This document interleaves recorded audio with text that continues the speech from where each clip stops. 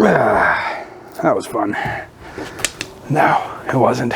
Is not necessarily looking the best. All right, I'm gonna go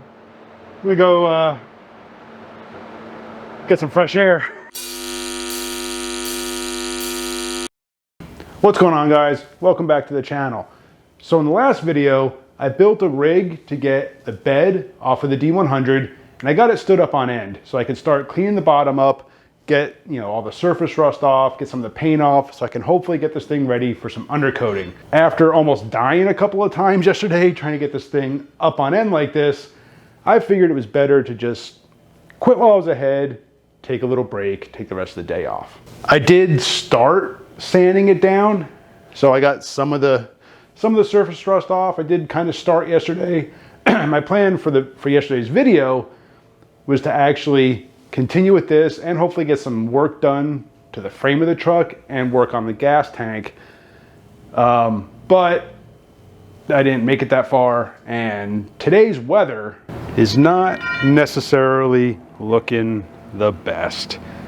We're actually expecting some storms today, so I don't think I'm gonna get to working on the frame. If you haven't watched the last video, my plan is to go around and weld up all of these extra holes in the frame. I went ahead and I marked off all the ones that I want to weld up and smooth out with some white paint. And then my plan is to, knock all the surface rust off this thing and give it a coat of paint also. The frame is actually really good. And then the gas tank, I've got it sitting up in the frame rails. This thing needs to be cleaned out. It's still putting a lot of trash into my filter. So I've actually got it sitting here and it's soaking right now. I've got just some stuff in there and I'm gonna work on that. And I have a plan. So hopefully I'll be able to get to that, but I don't think it's gonna happen today. So my plan for today is just to continue working on the underside of the bed. I wanna get all the surface rust off and just get it ready for undercoating. Now I've been using some of those surface prep discs. Got one right here on my grinder. And this one happens to be made by Benchmark Abrasives. And these things are great at taking off rust and paint and not disturbing the metal underneath. You're not gonna take any metal off with those. But you do have to be careful. I took one off, where did it go? Here we go. But you do have to be careful using these things. I got the last one I was using right here. This one's pretty worn out. Now, like I said, these things do work great, but if you're gonna be getting into areas like this, where there's kind of a sharp edge, or along there, places like that, these things shed when you hit a sharp edge. So eye protection, face mask probably, but I'm too dumb for that. I just wear eye protection. So yeah, those need to just kind of be a little careful when you're using them. So yeah, I'm gonna get back to work on the bed. I do have a couple of different wire wheels for my grinder also. So hopefully those will get into some of the edges better, but we'll just continue getting this thing cleaned up.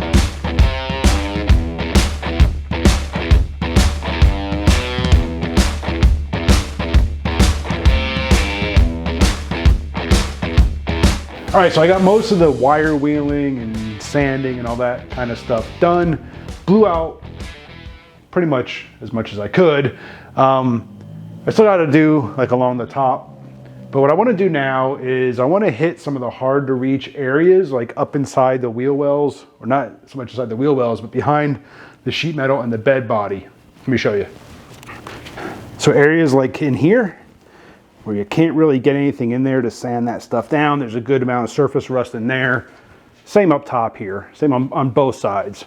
So what I want to do is I want to hit those areas with some rust converter. So I went by my friendly neighborhood Harbor Freight and picked up just some Rust-Oleum rust converter, rust reformer, Rust-Oleum, this stuff here.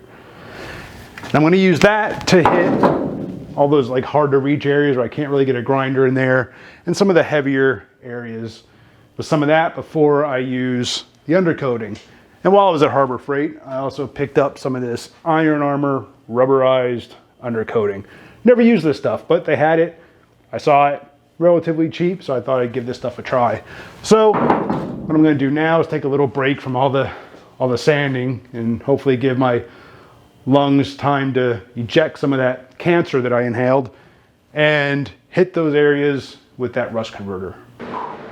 I am high as shit right now. I think I overdid it a little bit with that rust reformer, but better safe than sorry. Guys, if you haven't picked up any of these Hardy nitrile gloves from Harbor Freight, these things are like 7 mil. It's like wearing a flipping balloon on your hands, man. These things are thick. All right, I'm gonna go get some fresh air. And next we'll be doing some more taping off, mainly like along the floor there. And the undercoating will be next. And the undercoating is on. This is 3 cans. I'm gonna get 1 more at least, probably 2. I mean, you can see some striping there. Once it dried, I didn't really notice it while I was applying it. I did a little bit. I knew there were some thin spots, but I do want to do at least 1 more can, probably 2, so that I can also get, up inside these areas some more. I did pull the tail lights so I can come in from above. So I do want to do both of those areas up in there a little bit more. Same with, down in between the bed and the side sheet metal. I do want to get in there some more, but I do. So yeah, it's probably gonna be 2 more cans. Those are on the way right now.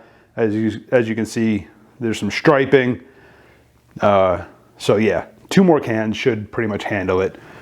So there's that. While I wait for those 2 cans to get here, I think I'm gonna go ahead and work on getting the gas tank cleaned out. I was gonna work on the frame, but it's like dark, gloomy, cold outside. Not really. I don't really want to be working on the frame with it looking like this out here today. So I've had the gas tank sitting and soaking in like acetone and some crud cutter. So I think I want to, and I would mix it up every once in a while, but I think I want to try to get down inside the gas tank. And I got something I want to try. So I did pick up a borescope, and I think I want to try to give this thing a try and see if I can record down inside the tank and see just how bad all this crud in there might be. So let's open the gas tank up, shove the camera down inside there, and have a look. All right, go in. Look at it straight down. You can see. I don't know, it's kind of hard to see down inside there, even with this. I don't want to dip it in whatever's down there.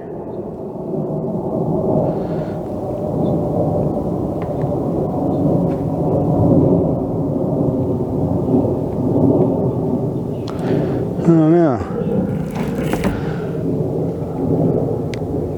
Oh, it's still recording. Okay, good. Let me see if I can straighten this out a little bit.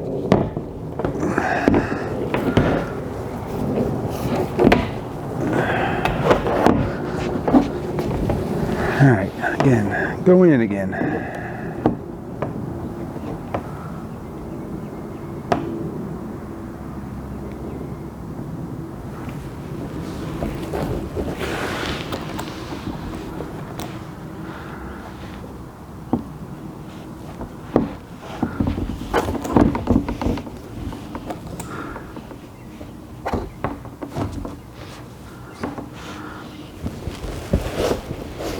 I don't know, it's just not bright enough in there, what the deal is.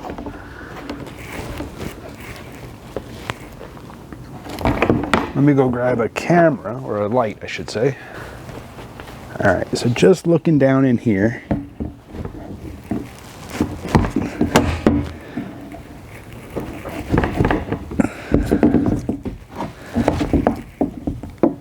All right, so like I said, I've had acetone in here and some crud cutter, and so it's a little hard to see because there's fluid in there right now. But it doesn't look too bad in there from what I can see. I try to get the bore scope over there to see it a little bit better. I mean, you can see some stuff in there. Like I said, but from what I can see right now, it's really clean. There's some stuff like right here. You see some of that.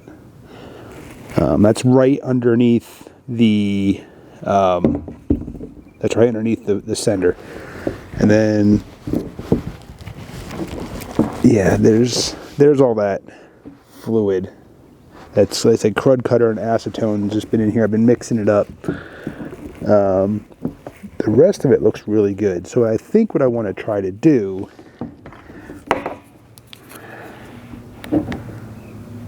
right, there we go.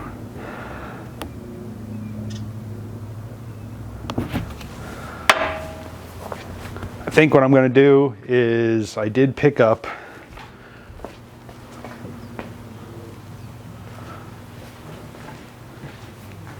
where to go. Garage is a mess. Oh.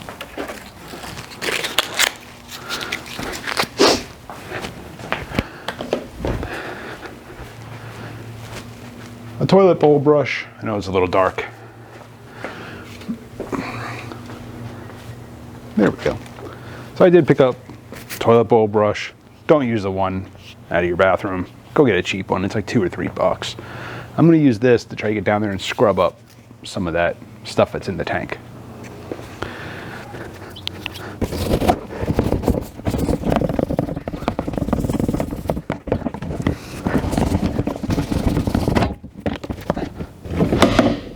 Shit. I just dropped the brush in the tank. Here we go.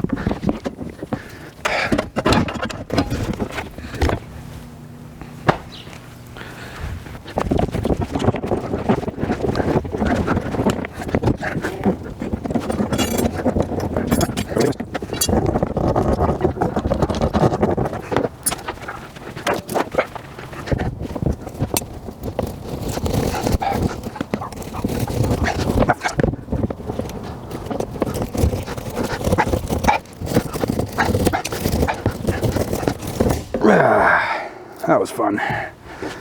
No, it wasn't. Probably should have thought of these sooner. Wasn't planning on dropping the brush.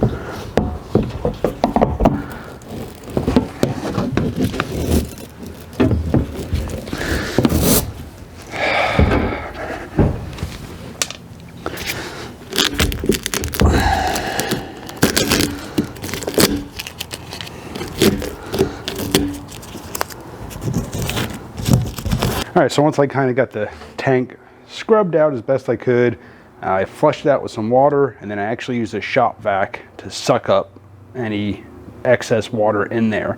Just be careful doing that. You know, you want to make sure you have evacuated as much of the fumes as possible before using a shop vac. But I had to take the chance. I didn't blow up, so I'm good. But yeah, this thing now should be ready to go back into the frame. So the next step is going to be to start welding up all the holes in the frame and give the frame a coat of paint. But that's going to be in the next video. Like I said, I'm waiting on some cans of undercoating. Should be getting here tomorrow, so I can finish coating that. Once that's done, I think I want to build a frame to put this on some car dollies, you know, sitting normally. Because I want to try to get some sheet metal work done at some point, but those bedsides are stupid expensive. So I may not do that. I may just get the frame done in the truck and then put the bed back on and get this thing back on the road. We'll see what I feel like doing when I get around to doing it. Appreciate you guys for watching. Hit that subscribe, hit the bell. I'll see you on the next one.